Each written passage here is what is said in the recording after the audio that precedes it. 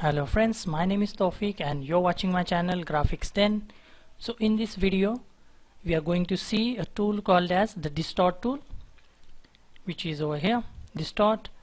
So for that I will draw a circle. I will apply any color.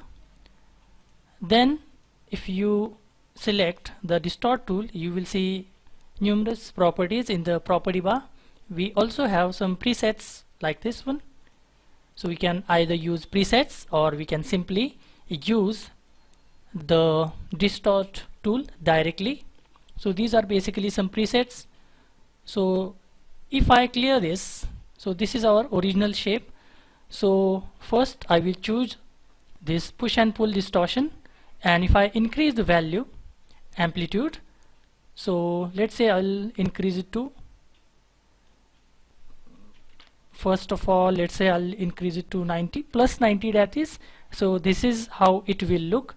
But if I add a minus sign, if I do this, or if I make this minus 90, press enter, then this is how it will look. And let's say if I want to change the center, then I can simply click on the center point and I can change the center point. As easy as that. I can also change the effect from here. Instead of changing values from the property bar, I can simply change the values like this, as you can see, like this. So either you can change the values directly from here, or you can use the property bar like this. So this is basically push and pull. This is like pull, push. This is what happens, and it will affect different shapes in different ways, obviously. Now let's say if I move this from center to somewhere at some other position, then if I want to bring it back to center again, then I can use this particular option, center distortion. Then it will again bring it back to, I will make another object so that you will understand it better. So let's say I make this like this one,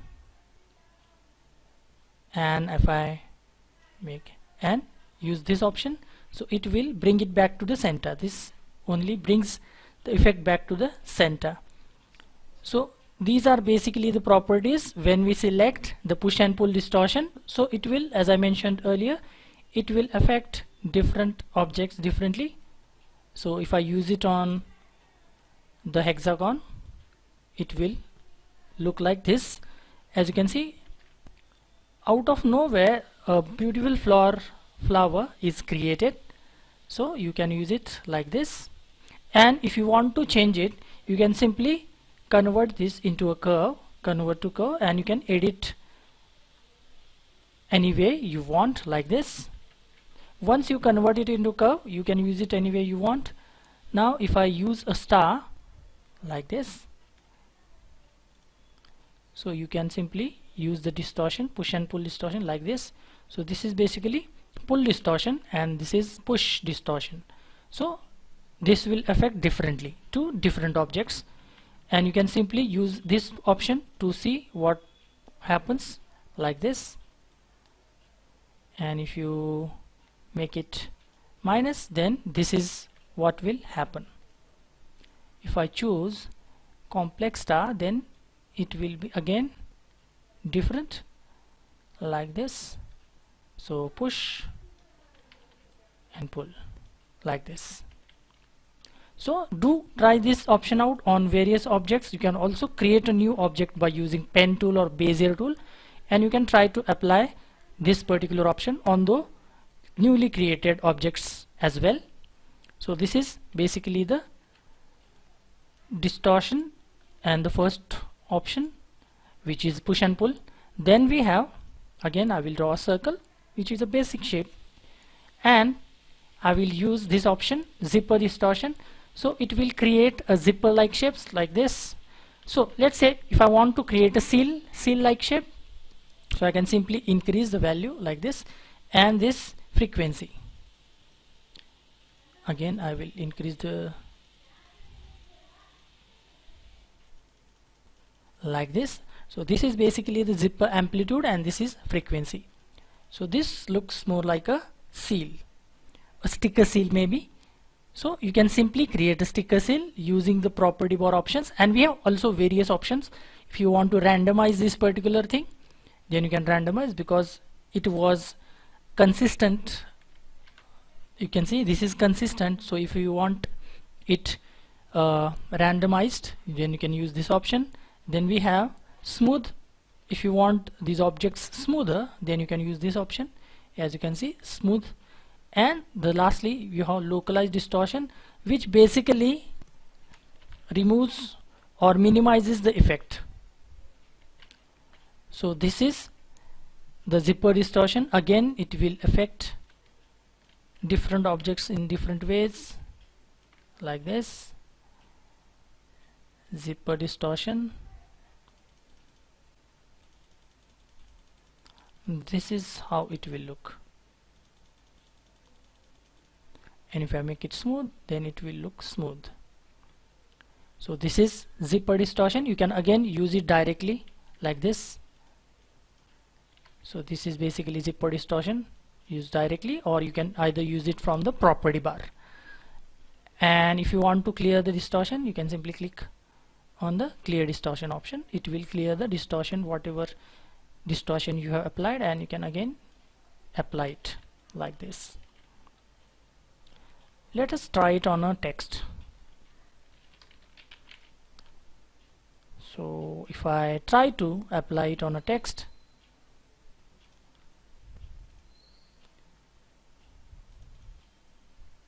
this is what will happen.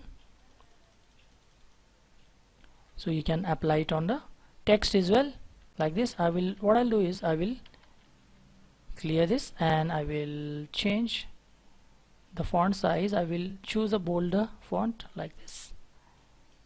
And now, so this is the push and pull distortion. Let us see what will happen. So if you want some kind of text effect, then you can use it like this. This is a bit too much, maybe like this, or in minus like this. So you can either use it on text or object as well. Then we have zipper distortion again. This is how it will look. Not so good, but you can try it out.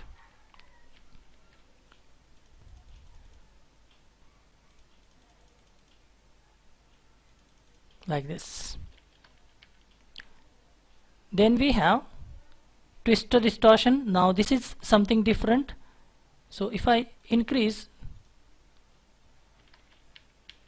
the value, now the why I said that this is a bit different, then you can, this is a very heavy effect actually. I can simply click on any object and I can simply click and drag. So this is why it is called as the twister. It basically enables us to twist any shape like this, twister distortion. And if I want to start it from the end, then you can simply click over here, and so this is how it will look. If I choose any different shape, polygon, then it will look something like this. And if I choose from the end, then this is how it will look. So basically it depends upon the center point that we start the effect from, like this. Because I was beginning from the center, that is why it is looking like this. But if I start from the end or the outer section, then this is how it will look, like this. First select this like this or like this. And you can also make changes like this. And if you want it on clockwise or anti-clockwise, it is as per your requirement. If you want to clear distortion like this. So this is basically the twister distortion, which is slightly different. So let us see what is happening. Let us see one example. very interesting. I'll keep it aside. So let's say I create an abstract shape using this thing, distort,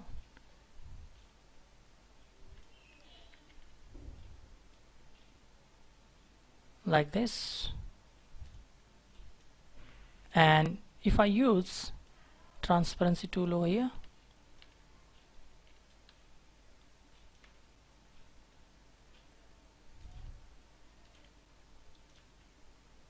flip it, keep a slight gap between the two, then group them, Ctrl G, and now Ctrl R. So we can create some interesting shapes.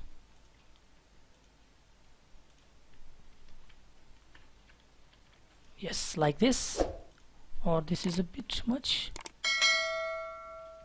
like this. We can create some really interesting shapes. I will change the angle slightly.